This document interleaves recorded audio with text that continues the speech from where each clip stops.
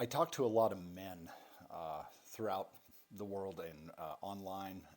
I'm always researching and trying to find what it is that men are feeling right now.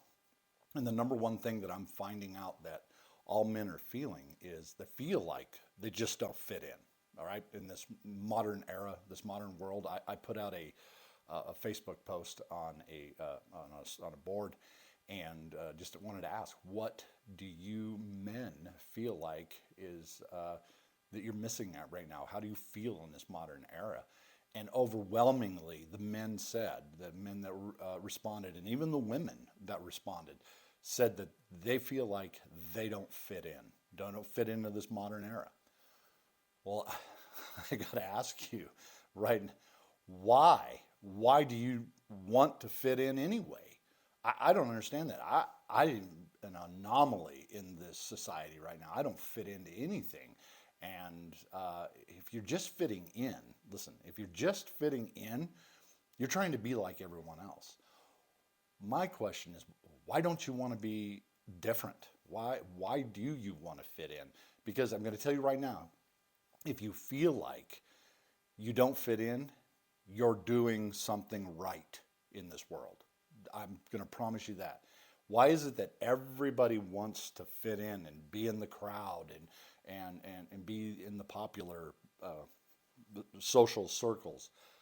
Why do you always want to do that? But every single time, now think about this, every single time when somebody stands alone, all those people in that crowd, in those social circles, stand and admire the one person that decides to stand on their own, stand alone.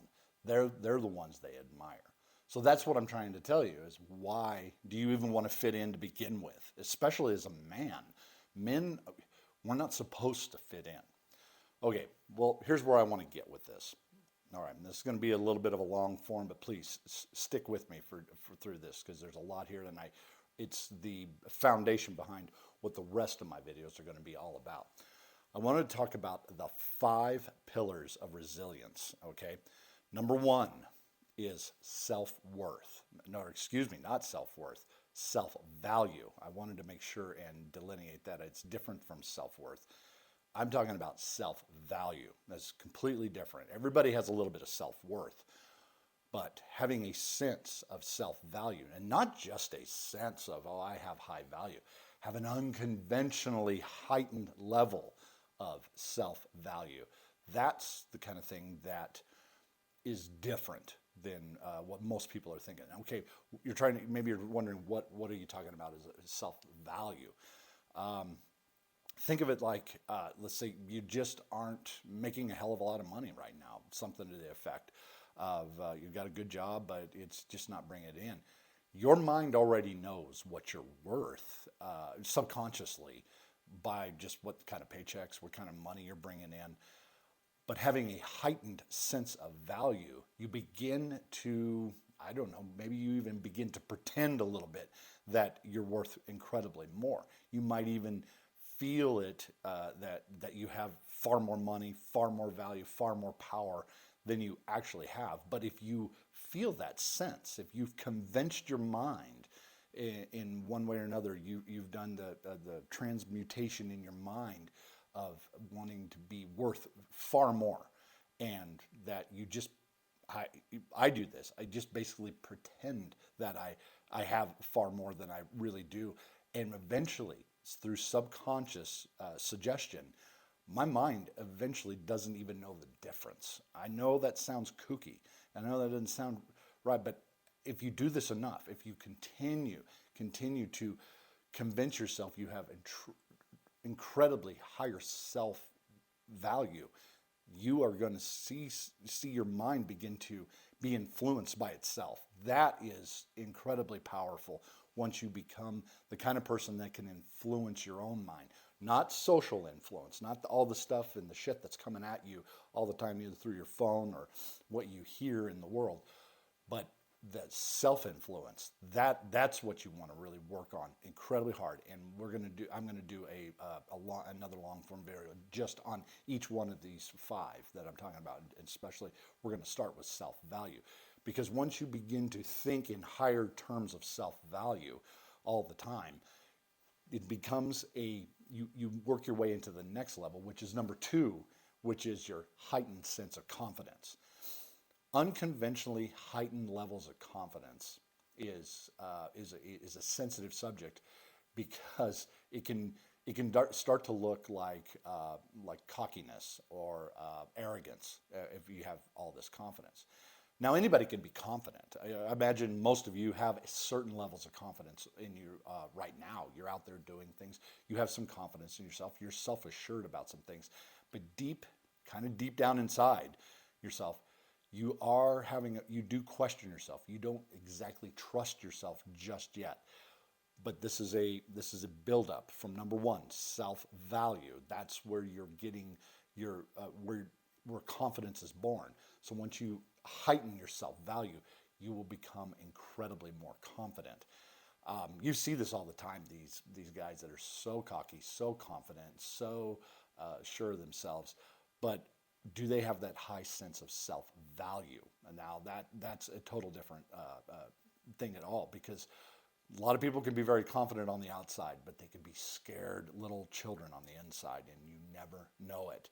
But those really powerful guys, the men that are really crushing things and exude huge amounts of confidence, most of them will have high levels of self-value within themselves. Once you get through your confidence and you really start to raise your confidence level to unconventional levels, I talk about unconventional levels of self-confidence, and you can look past the social judgment that you're going to get from that. You you're going to work your way into the more dominant way of being. That's number three, dominance. Okay, we are men. We are supposed to be dominant in everything that we do. Literally everything that we do. We need to be some sort of dominant figure that not that we're running around scaring people all the time, which is not in all bad thing, other than what you need to be doing is the kind of dominant feature that earns massive respect. That's what you're trying to work toward, is massive respect through your dominance. But dominance is a funny situation because I was giving a speech at a 8th grade class on business, it'd be several years ago when my son was in 8th grade, and I talked about being dominant in business. Well, after I gave the little speech to these 8th graders, the teacher came up to me later and she said, here's the thing. I mean, what you did was wonderful, but we don't use the word dominant here. And I said, okay, I get it, but it was over. I mean, we understand that word dominant has a stigma in this day and age, but you have to be the kind of man that can look past these stigmas, not care what other people think. And you are going to start to see something incredibly different once you are comfortable in your dominance. Now you're going to be wrong sometimes. Okay, that being dominant means that you're going to accept that you're going to make mistakes, that you're going to be wrong. And I feel like that's what most men probably fear the most, is being wrong, fear of failing, fear of all these things. That's something that dominant people do not fear. Of course you're going to screw up, you're going to fuck up, you're going to do something stupid, but that can never rattle your game to becoming the most dominant feature in your business, in your family, in your with your kids, in the bedroom. These are the things where you as men need to just constantly be working on getting your dominance. With dominance, you're going to start seeing, once you've mastered your dominance, you're going to start seeing a lot more influence. You're going to have a far more influential power about you. This aura that people are going to look to all the time. They want to know. They want to know things about you. They want to know your information. They want to know. Take this example. I've got a lot of customers. I deal with some high level people. Some of these guys are incredibly wealthy, and I will get phone calls late in the evening. And some guy might just want to know about a new restaurant in town. Have I tried it? What's this place like? I'm like, holy crap! That's incredible that someone of this caliber is calling me about. Well, I've had them about insurance, restaurants, places to go with their kids, movies I've seen. these guys ask me so many questions all the time. And I don't charge them for it. I really probably should be billing my time on this as some sort of consulting, but I just answer the phone and I answer their questions and I tell them, here's what my experiences was. No, this is what you need to do. Go to this company for your insurance. Go to this restaurant. They treat their people really well. Uh, I, I just get these things. This is the influence from having a dominant presence in my work and everything I do, that even people who are far more successful than I am will come to me wanting information, want to know these things. After you begin to experience high levels of your influence taking effect, you're going to feel something else, and this is number 5, is self-made privilege. Everybody has some level of privilege. I don't care who you are. If you're in the United States, you have some level of privilege in some way. But when you begin to exercise your self-made privileges, this is the money you make, this is the home you build, this is the vehicles you were able to purchase, this is the vacations you're able to take. These are the things that you are able to do to better your life through what you have created on your own. Not what you got, not how you were born, not anything like that, none of those other privileges. This is what you've created, and the self-made privileges, and they're incredibly powerful because they can't be taken away from you. This is something that you created on your own, and they become your privileges. Self-made privileges is immense power that you really need to be focusing on. Okay, so those 5 things: self-value, confidence, dominance, influence, and self-made privileges. These are the 5 pillars of incredible levels of resilience in this world right now. These are the things I work on. I've been working on for 20 some years. These are the secret to incredible manpower that you could access. But it's, how do you get there? You're probably asking me, all right, Dan, how do I get to this point where I can start feeling these 5 pillars of resilience? I had a guy text me or I don't know, message me or something because I mentioned something about that online, that I was resilient to disappointment. Well, he asked me about this and he said, well, how do you become resilient? I think I said I'm desensitized to disappointment. He goes, how do you become this way? So him and I are doing some work together, and I'm working on him and his level of disappointment, being able to accept and handle disappointment all the time. And it's this resilience thing that I'm talking about.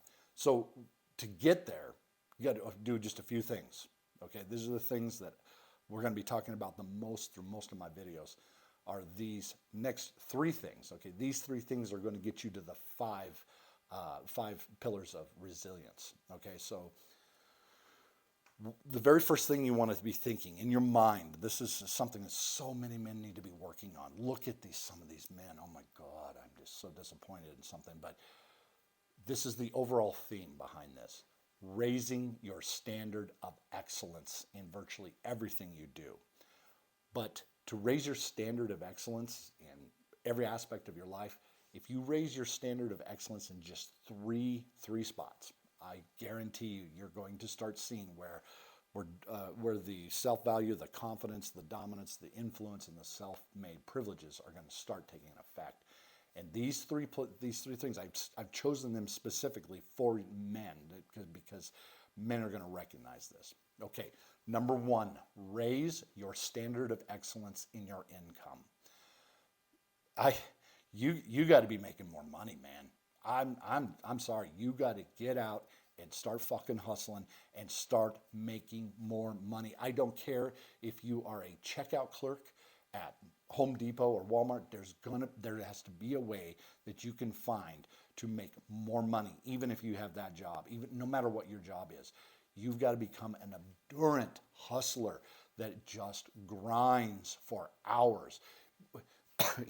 Take this example. This is what you want. When your boss is leaving the office late in the evening, he wants to be able to turn around and look up at that building that he's built and sees one guy's light is still on at 8, maybe 10 o'clock at night. And you want your boss to say, that guy's as fucked up as I am. That's what I'm talking about.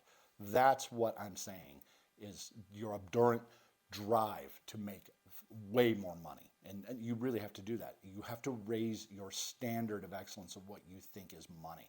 Money is the fuel that you're going to fuel this thing. And I'm sorry, that's what it is. I know you're going to hear so many people out there and these influencers talking about, don't think about the money, just do your purpose, just follow your dreams and follow, fuck that.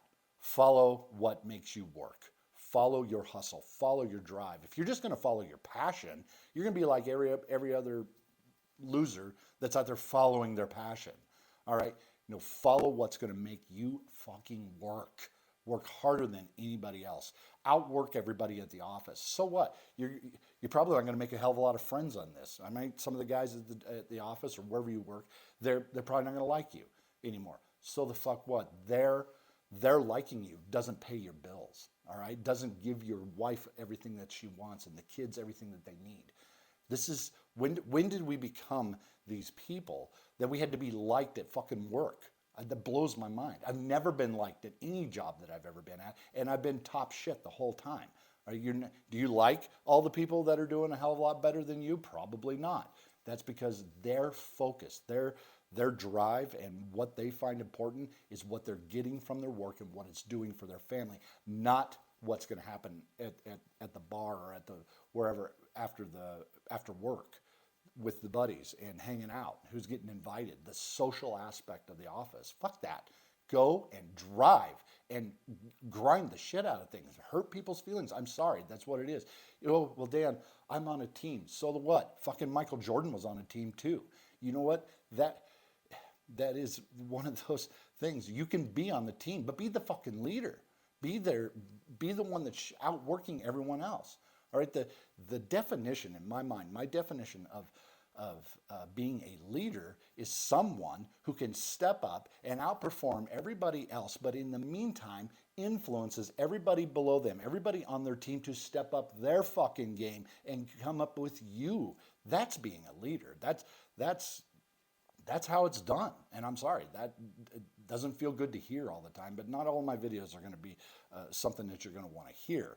And I will promise you that you probably already know that the best advice you ever got was probably something you didn't want to hear. Okay, so step up and raise your standard of excellence in your income. All right, the second thing, number 2, step up and raise your standard of excellence in your fitness. Look at your fitness right now. Go into any place in where you live and you look at most of the men right now. Out of shape, dragging around their fat asses and shitty lives. They are in shit shape right now. It absolutely blows my mind. And I don't have to be the one to tell you that you need to get in better shape. But I will tell you that you can look at it a whole lot fucking different, okay? Think about why you would go to the gym. Why does anybody go to the gym? Well, you hear people talk about, well, you want to look good. You want to get ready for that new beach body for the summer. You want to feel better. You want to, you want to just all the marketing terms behind getting in shape and why you go to the gym, right? Let me ask you, is that really what you want? Is that really? Think of why, absolutely why you're going. Reach deep down inside why you're going to the gym. I bet it's not because you want to look better. I bet it's not because you want to feel better. It's not because you want to show off that beach body or whatever it is. It's probably not that. I'm going to tell you very truthfully exactly why you want to go to the gym. Or maybe you inspire to go to the gym, but probably never do. The reason you go to the gym is to begin sculpting your body so that you can fight better and you can fuck better. That's it. That's the raw why behind why you go to the gym. I promise you. You know I'm right. You don't even deny it. You want to have this threatening body because if you're out with your wife and your kids and someone's threatening you or you have to throw down and fight some son of a bitch, you want to be able to hand out an ass whooping that motherfucker is never going to forget. Right? That's why you go to the gym. It's not to look good. It's to fight and protect and beat some loser, trash criminal's ass if you have to. I'm not saying that you're going to run around and just start beating people up, but if you got to throw down, then you better fucking be ready. You better be able to have the sheer power to fucking nearly kill somebody that ever touches your wife, touches your kid, touches your business, touches anything with you. You're going to be that kind of man. That's why you go to the gym. And when you get home after you've battled, right, you got that badass body, and you're going to take her into the bedroom and you are going to give her everything that you have. You want to be able to fuck better than you've ever been able to because you go to the gym. Think of it in those terms. Get very primal about it for a while.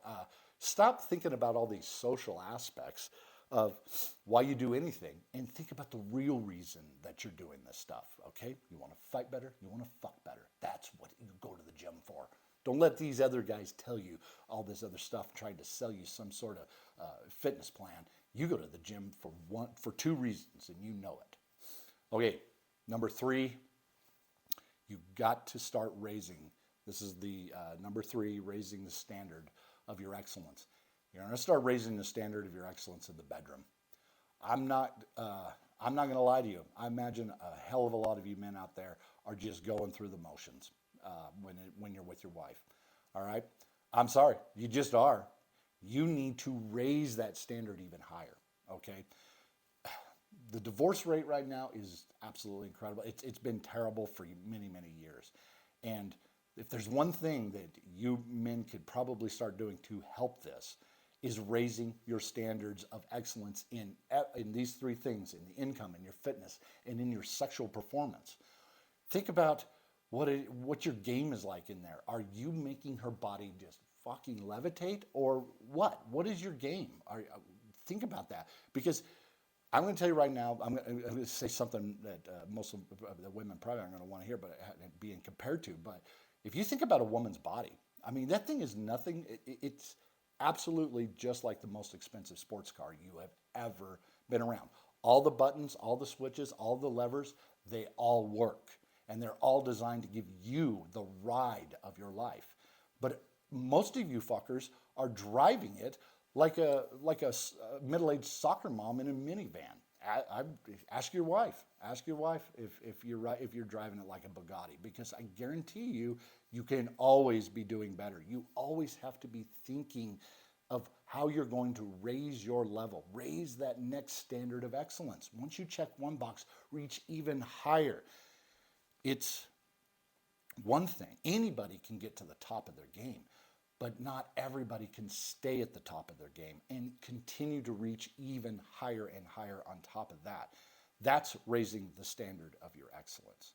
So if you take these 3 things, the income, your fitness, and your sexual performance, that once you start to master all of those things, you will start to see that your self-value is going to go through the roof. Your confidence is going to go through the roof, right? Your dominance, you're powerful dominance. You don't have to work at that anymore. You are just dominant. You're massively influential. People are coming to you for everything, and now you're enjoying those self-made privileges.